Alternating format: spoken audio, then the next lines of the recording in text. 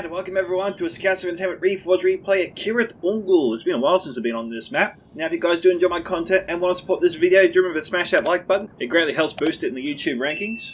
Subscribe if you haven't already. Tick that bell for notifications. Leave your own thoughts about this battle in the comment section below. Now if you guys do want to send me through other Reforged replays just like this, or other Total War replays like from Warhammer 2, Rome 2, Rise of Mordor, just to name a few, there are links displayed on your screen and also in the description below.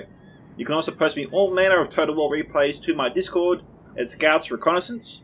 Link to that Discord server is also in the description below. And if you're a YouTuber, there's also a self-promotion area for you guys to post your own videos to, for the community to enjoy. I also have a PayPal option, Subscribe Star, Patreon, or Stream as donation link in the description below if you'd like to support my work. It does help greatly support the channel. I also have YouTube membership options enabled, giving you guys access to custom emojis and badges.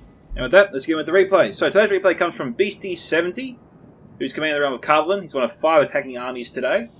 We have some men here at the archers over here, and we also have some more men here at the archers on the other side here, so he's just sort of protecting his base.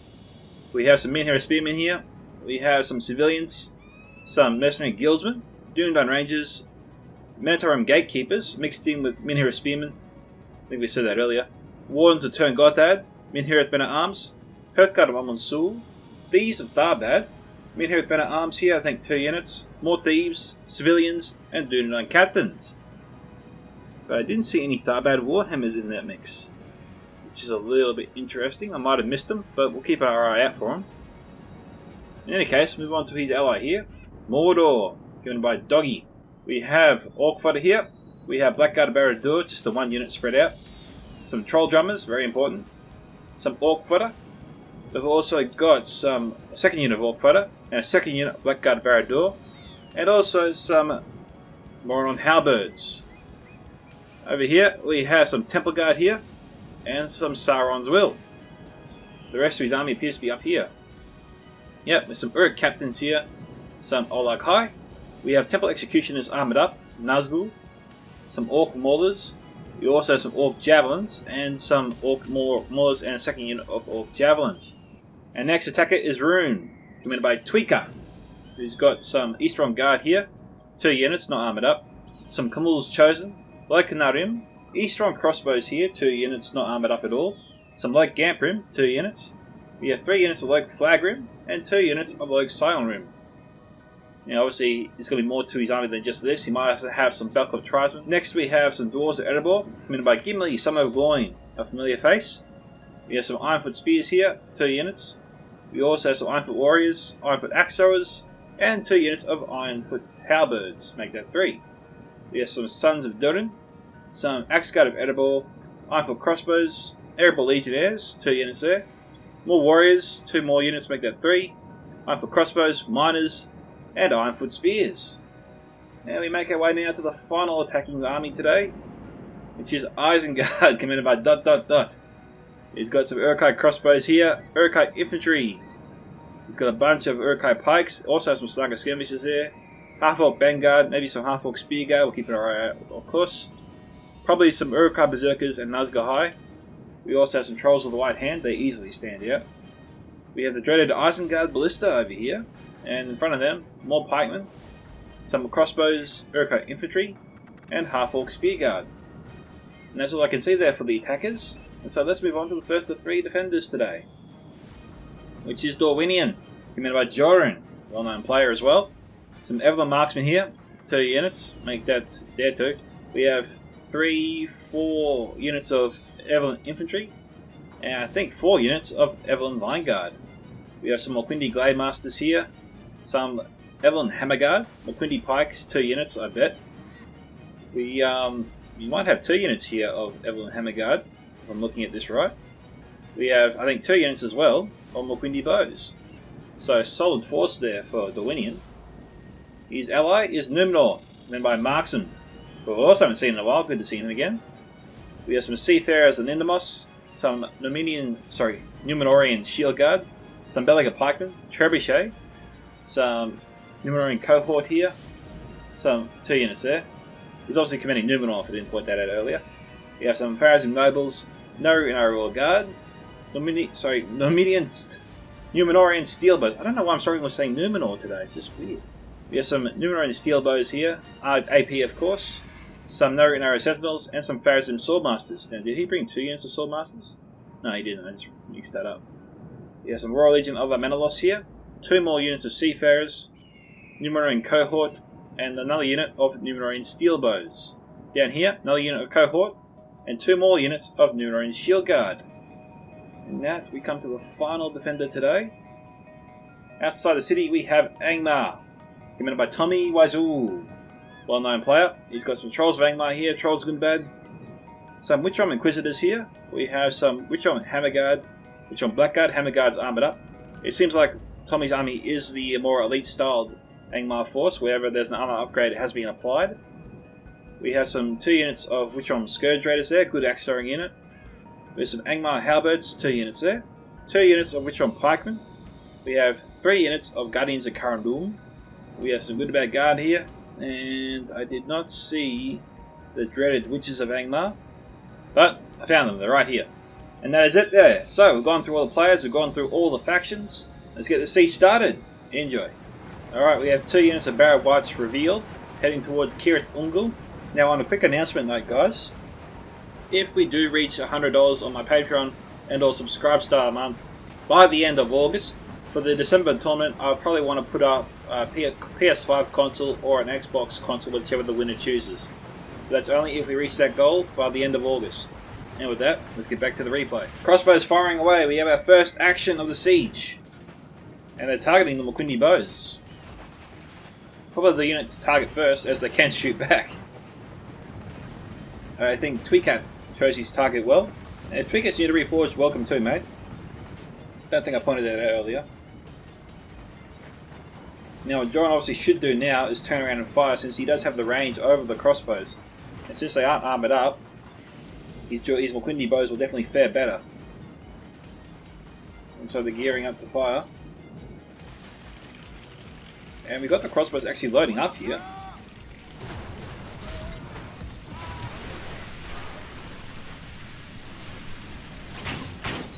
They're not firing. Looks like they were trying to gear up to fire, but they stopped.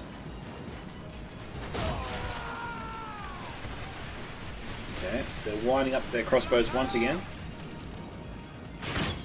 Yep, they're firing. They're trying to take out the Evelyn Vanguard. The crossbows are fairly accurate, even if your troops are in loose formation, so be aware of that. You will take heavy casualties even in loose formation when a crossbow unit is firing on you. And if that crossbow unit of course has good line of sight. You know, there's nothing impeding their view or accuracy. It does come into it. But yeah, basically in a scenario like this, you will take heavy casualties against crossbow units. In this scenario. Next we have some, looks like we have some like Narium. It looked like Narium. Oh yeah. They've taken heavy casualties. Down to 67 already. Crossbows here taking about 33 so far.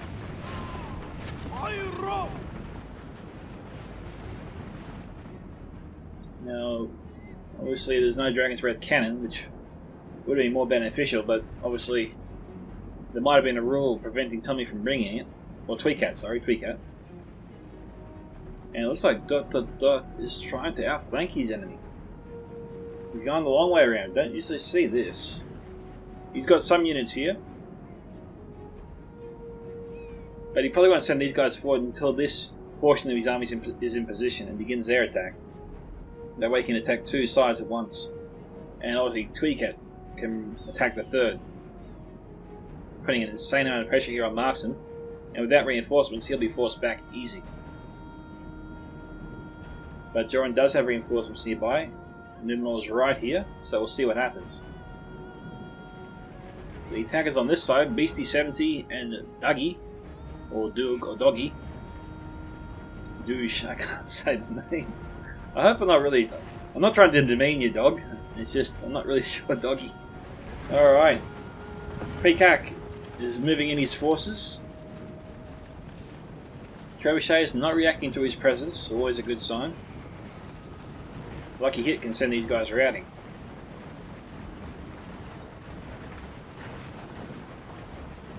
So we've got some Like Flag Rim leading the charge, and I think one unit of light camp Brim's coming up as well. Now, no units here are firing on them still. Which is surprising and very good for Tweaker.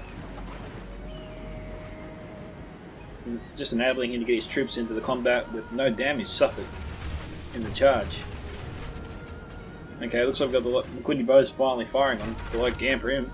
We've also got some more light camp Brim and light flag Brim heading to the other front of Joran. But he'll have the trebuchet to contend with if he does that. This is probably the section of the defenders that Tweakak should probably focus his attention on. Leave all those forces there alone. Like I said, if the attackers apply enough pressure to this point here, they can push the defenders off the hill here and towards the fortress of Cirith Ungol.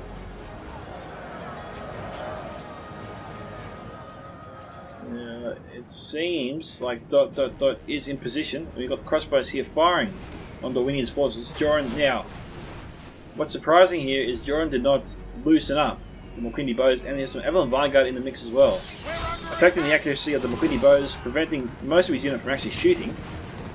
And Dot is actually getting 2-for-1 deal here. He's getting hits on both the Evelyn Vanguard and McQuinty bows.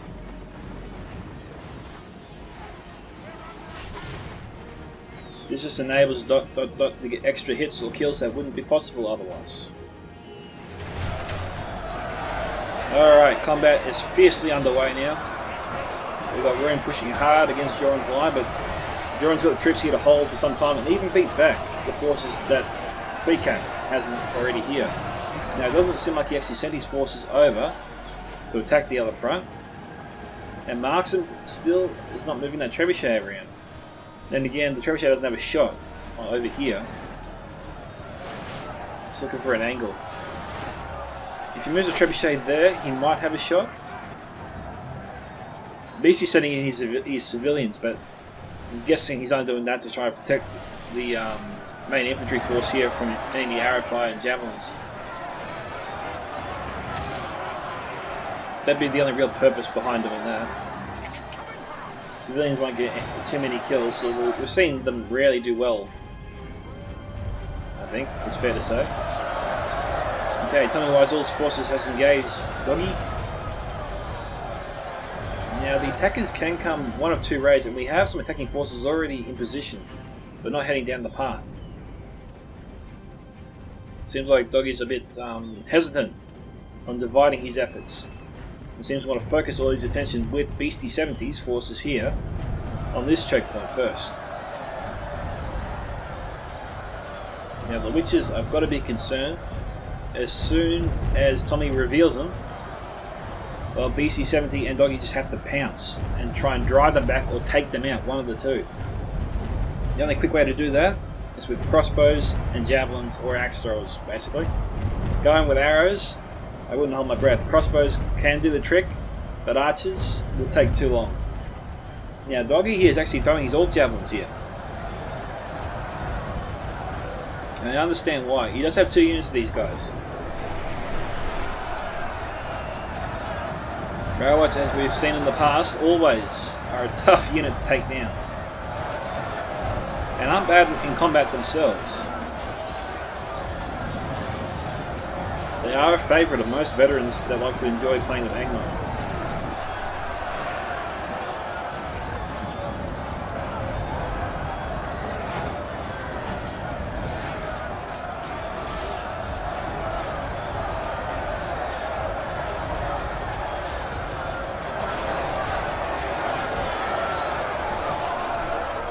Okay, Javelin is targeting the Evelyn Marksman. Not a bad unit, considering they can reach them.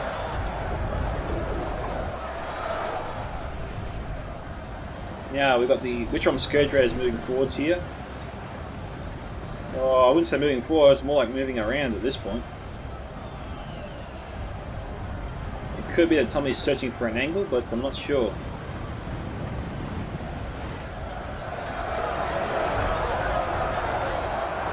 Olo Kai moving up. They're a bit bloodied up, so maybe we have some arrows coming their way before it would appear anyway.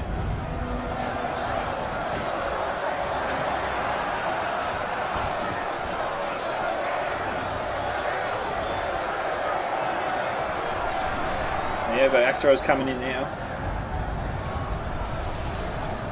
Going after the moron halberds.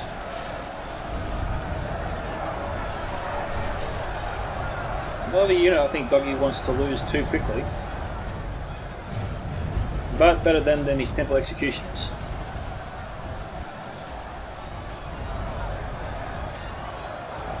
Now, Tommy didn't bring any Black Watch Legion. This might have been funny if he was a defender. But you can use Black Watch Legion to sort of push your enemy back as well.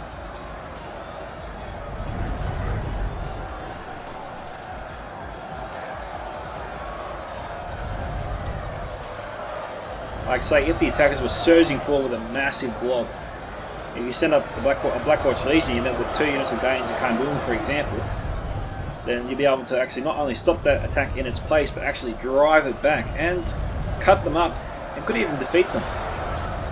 The power of the Blackguard Barad-dûr Black Watch Legion should not be underestimated, and can benefit both the defense and attack if you use them at the appropriate time.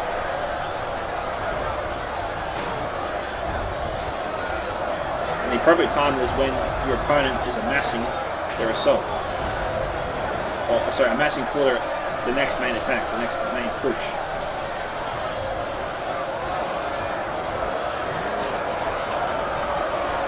Well, it doesn't look like Tommy's men are being driven back here, slowly but surely. We've got the Witchon Hammer Guard moving up now as well. Inquisitors, he's got Inquisitors here. That unit is expensive to bring. We'll see how well he can use them.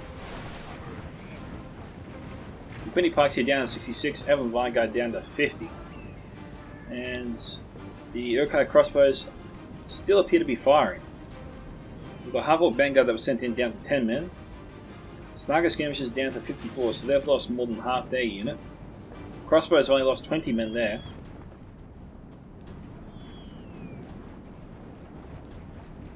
Well, Dodd has struggled to make progress on this side. We have some Belkos Sapphire Blazemen we did not see before coming in. Tweakak attack here, I gotta say, is going very well. We also have some Kamul Shadow Guard I didn't see before. These guys are AP, I believe. And it's the ideal unit to face Numenorian infantry, who are heavily armoured.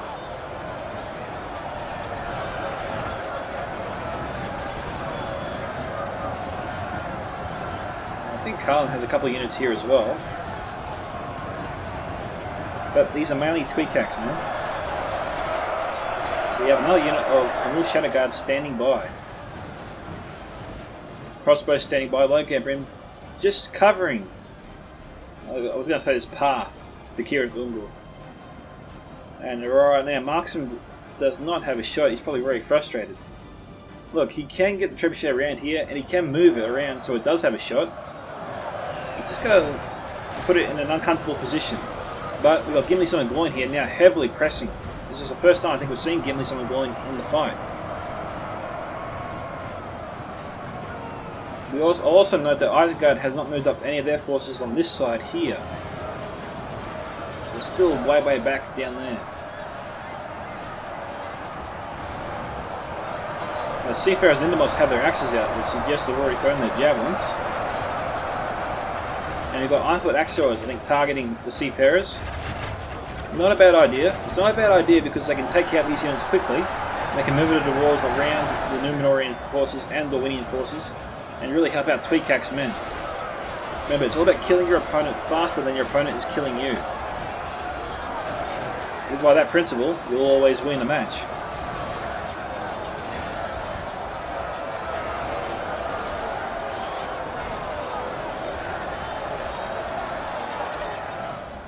It looks like we've got some Pharazin nobles here that sallied out before. Not the best idea when it comes to charging into pikemen. We had one unit. I thought I read that before as a unit of Evelyn Vanguard. 124 broke, but it's just one guy before. 124 was Isengard's forces. Really had a heart attack when I saw that. That'd be insane. 124 men breaking. Alright, we got a ton of troops here. A mass of dwarves. This will be perfect for a trebuchet right here.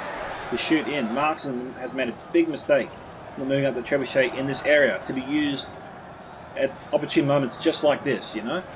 Like, it's clear the attackers aren't going the way that his trebuchet is deployed at, so he should be moving the trebuchet around right now instead of just leaving it there.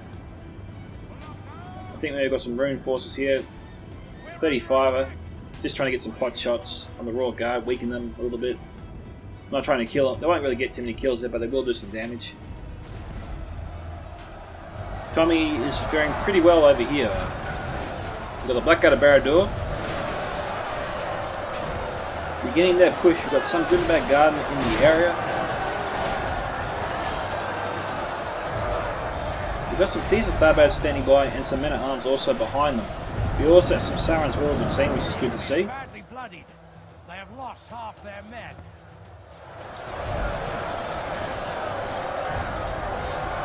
And you can see the massive attacking troops just pushing the defenders back. Now, this might surprise some people, but this is not the opportunity to use the witches just yet. Because if you look at that, there aren't too many attacking troops actually alive here right now. It's mostly just corpses we see on the ground on the attacking side. It's way too soon to use the witches, which is why Tommy is not using them just yet. I hope.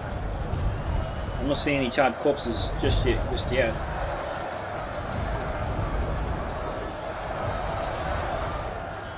We've got some guys that can't do them standing by. I'm not seeing any witches around here. I see them over there, full unit, not bloodied at all, which is a sign they haven't been put in the action. Okay, the trebuchet is finally being deployed over here. It might be too late, but or might not, because Mark Tweak has actually pushed his way fairly far. We've got Camul's Chosen also over here, and we have a lot of Dwarven troops nearby. But we also have some Camul's Shadow Guard here, really close by, which is not a good thing. Tweak should immediately attack the trebuchet and try and force it back, but we've got some no Sentinels probably moving up to intercept them. Some Adunium Shadowbows from Numenor also moving up. Oh, if he gets them into the right spot, this will be exactly what the defenders need here to try and force their way back into this fight. Right now, it's 38 to 50. And that's great news for the attackers. That sounded juicy. Yeah, it was good. But we've got the Adunium Shadowbows here. And Gimli hopefully will see this and react to it straight away. There's a thin veil of troops between him and those Shadowbows. The battle is very much in Here we our go. favor. They're firing. Victory will be ours. Yeah, this is what he wants.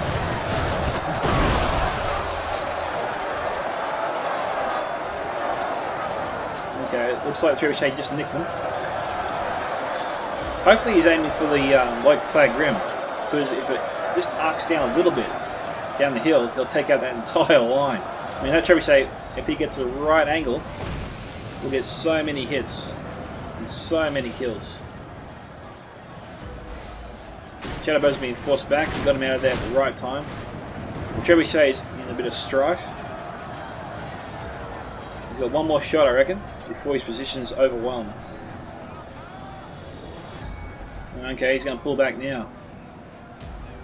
Might be too late. We've got Balthar Sapphire Bladesmen here. Who will they target, I wonder? Shadowbows, maybe? Yep, Shadowbows. We've got the Royal Legion coming this way. Hang on, they shot over their heads. Wow, they were aiming for the Evelyn Infantry. I think that's a win there for Marksman.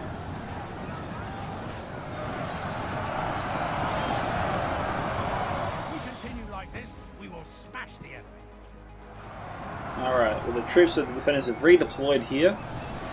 I think they can hold back the attackers for at least 2-3 minutes. I mean, there's no reinforcements here, and Marksman has committed some of his best troops here to hold this defense, which is probably a mistake because they just can't hold back the tide here, and he'll lose a valuable unit. They'll just succumb to those numbers and the power. The quality and the power here is just insane.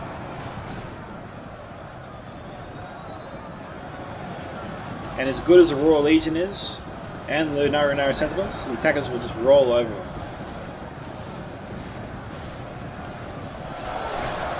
Now it looks like we've got the Niran steel bows here, shooting upwards into a blob. Again, they do appear to be getting a lot of hits, all things considered.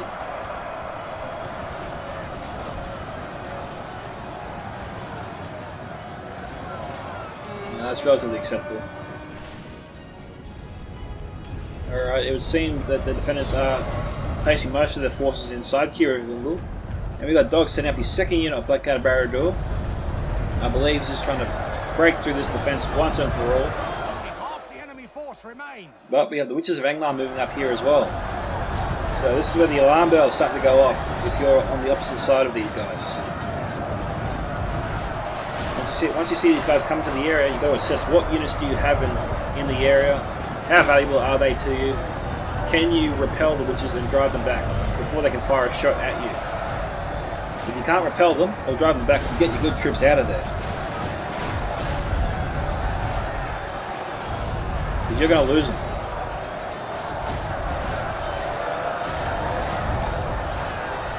Which one Blackguard here? The Angmar witches. They're loading up. Here we go. Oh, and they got his Temple Executioners. Not a unit Doggy wanted to lose. They're down to 27. We lost almost half of them.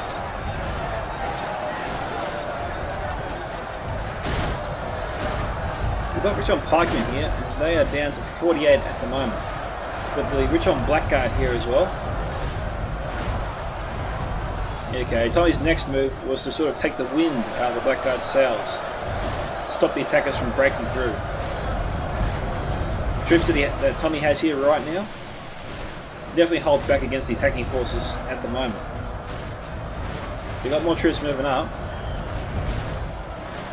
But Blackguard Barrador actually has been broken by the witches. Now the Witch Realm Inquisitors are finishing them off. Definitely a good idea. We're under attack! We're under attack! Troll Drummers here also broken. So the witches had a really negative impact here on this attack. Really big negative impact. Half the enemy force remains. Alright, I think Tom's mistake is actually to withdraw the Blackguard. Because not only was he holding, he was starting to push back against Doggy. If we can keep the defenders back here, then that's a bonus. I mean, well, it looks like we've got some kills here. I think maybe this is all done by the Witch Realm Inquisitors, to be honest. We've got some Orc Javelins moving up. Yeah, this is definitely done by the Witch Realm Inquisitors. We can see the horses. He took out some Orc Maulers. Yeah, it looks like Doggy has some forces moving around. Orc Javelins and Orc Fodder. But the Orc Javelins is a unit to note there. If you can move them fast enough down here, you can shoot these guys right in the back. Meanwhile, Tweakak's moving up down this side. And they're almost finished off all the Numeroon forces here. Well, the Royal Guard from Marksman heading around the fortress.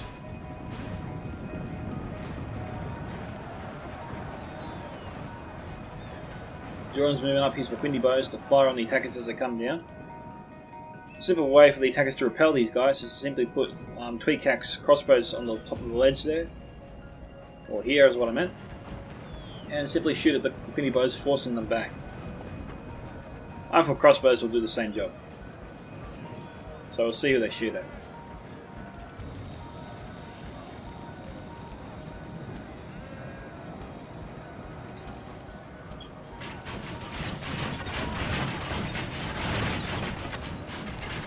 Alright, they're targeting the Maquindi bows. They took some damage and some kills. Now, rifle crossbows, you've got to note there are in tight formation.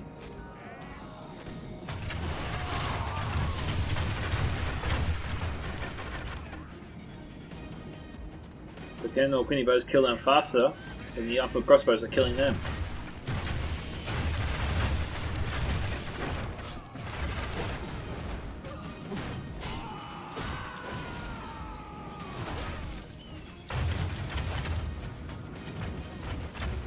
Maybe no, Joran's given up. long as the crossbows can keep these guys at bay, then the attacker's armies can move safely forward without worrying too much about enemy arrow fire. We also have some Dragon's Wrath guildsmen I didn't see before. Heading back over here, up the hill, or the chasm. We've got a fresh unit of Richon pikemen moving forwards. Doggy's forces have arrived. Now obviously Doggy's going to use his orc fodder as the barrier between the enemy and his orc javelins. He's just going to give his orc javelins time to throw their stuff.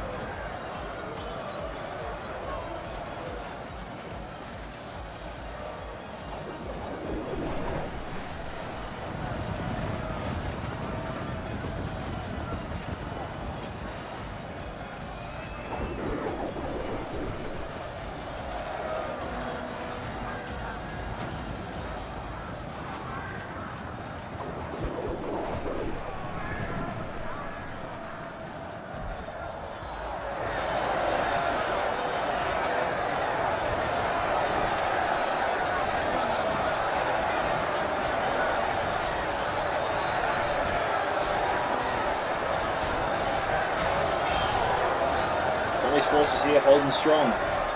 Barrow White's doing their job, really absorbing that javelin fire.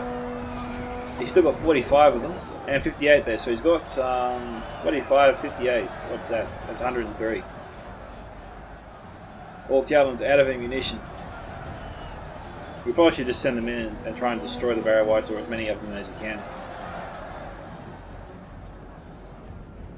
No, I don't know if Marksman can bring his trebuchet inside the fortress. This could be a problem for him. That rune's already gone through the gate. Oh yeah, that's another thing about this gate. Players can go straight into it, they don't have to knock it down at all, so be aware of that. The Bethel Sapphire Blazemen trying to fire into Mokini bows. Oh, they can get 1 or 2 kills a volley, but most of the javelins are going into the ledge there. We are at 56 to 78.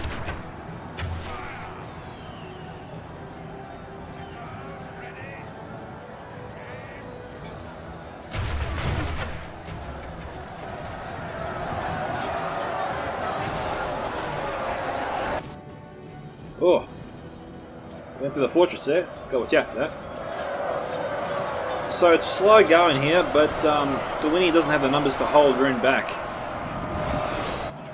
I think, yeah, we do. We've got Rune's General here in the thick of the action. Damn, this fortress is going to be a pest, I know it. Okay, it looks like I've got more Dewinian archers there.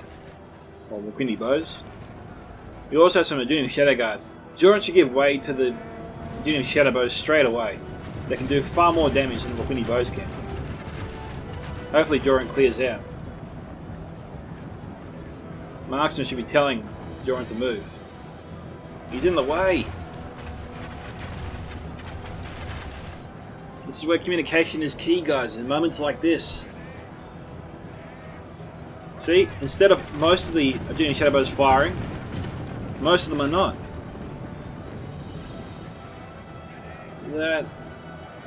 The fire from those Adunium Shadow bows could have relieved the pressure on Dewinian's forces. Far more than those Mokini bows ever could.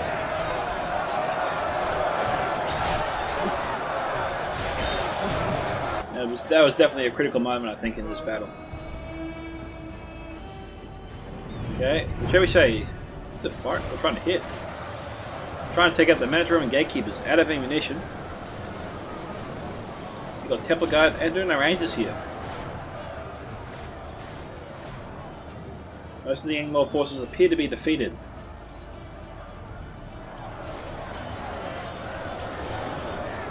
Your captains leading the way.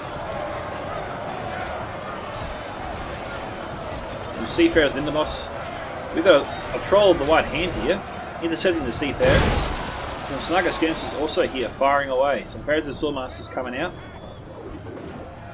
Good initiative there for Marksman, protecting his own forces.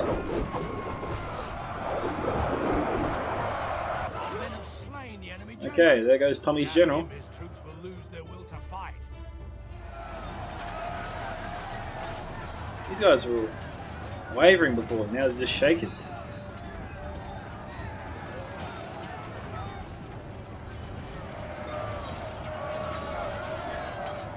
The Pharaohs and Swordmasters will kill these guys with ease, but I'm surprised they're not killing them faster, really.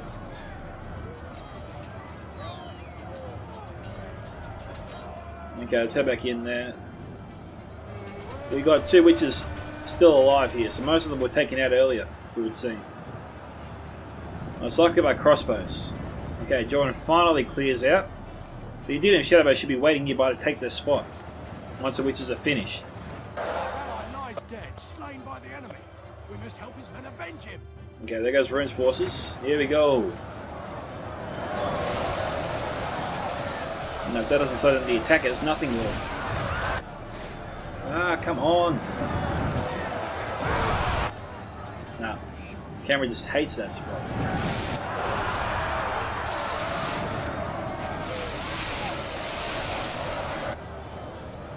What's going on? Why can't I move forward here? Oh, it's that bloody bridge. That's what's causing it there. And just like that, the witches defeat all the attacking forces on this side. We've got some Ironfoot halberds moving up, so Gimli is not done just yet. We've got enough reinforcements actually nearby to take this. ... has plenty standing by. Pretty much his whole army, in fact, is intact. But 64 to 89. The witches definitely gave the defenders some hope there. The battle is very much in our favour. Victory will be ours. Meanwhile, the defenders have taken their positions at the plateau. BC's moving up his Waters of Turn Gotthard. We're under attack. Both got on Sul here, firing on the Evelyn marksman. And Joanna Rage is also shooting in as well.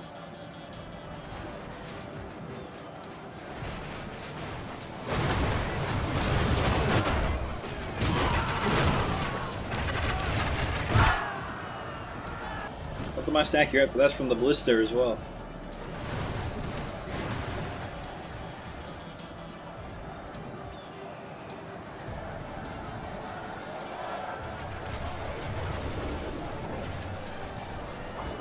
Got Markson's position. He has no royal guard here. The Undead and Shadowbows have their bows out too, but they've got to be in tight formation, I think, here.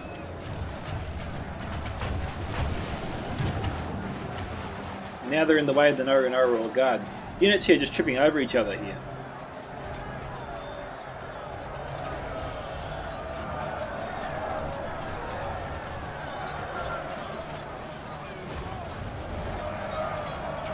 Warden's going down very fast.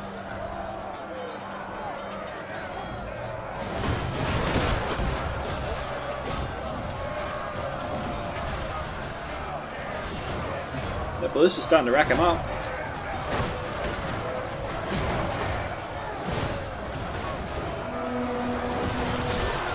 The witches must be out of ammunition.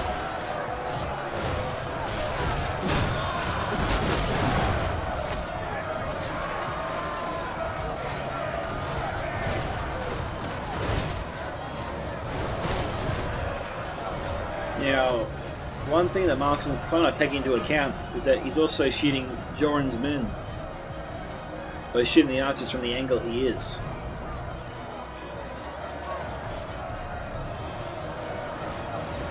Seafarers in the moss here, targeting BC's forces.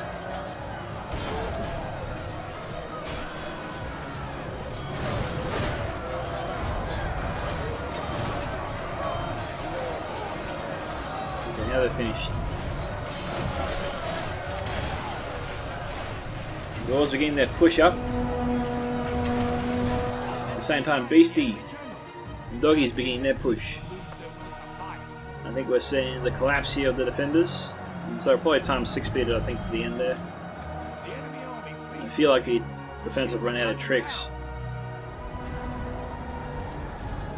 If we continue like this, we will smash the enemy. Nah, it's all disjointed. We'll just keep it on times 2 speed, I think. Seafarers slowing down to the wars, but that's all they're doing right now, just slowing them down. Okay, it is 69 to 96. Attackers have done a pretty good job here.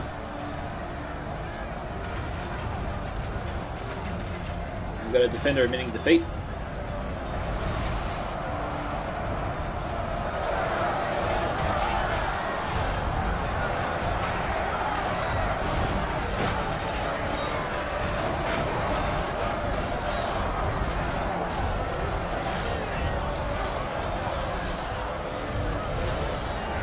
And this is Marksman's last stand. There is no one else left alive.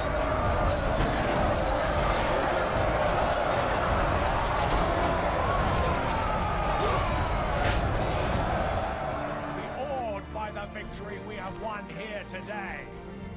So, congratulations to Beastie70 on 1082 kills, 357. Gimli Sonogloin 1041.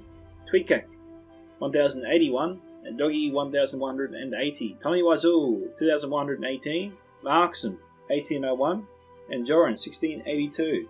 Alright, looking at the kill count here. Beastie, Minotaur and Gatekeepers 182, These the Tharbird 136. They're a dagger throwing unit too. Minhira Darcy 107, and those were his best performances there. So, if you like this video, do remember to hit that like button. Thank you to Beastie70 for sending in the replay. This is Scouts of Entertainment signing off. Catch you guys in the next one.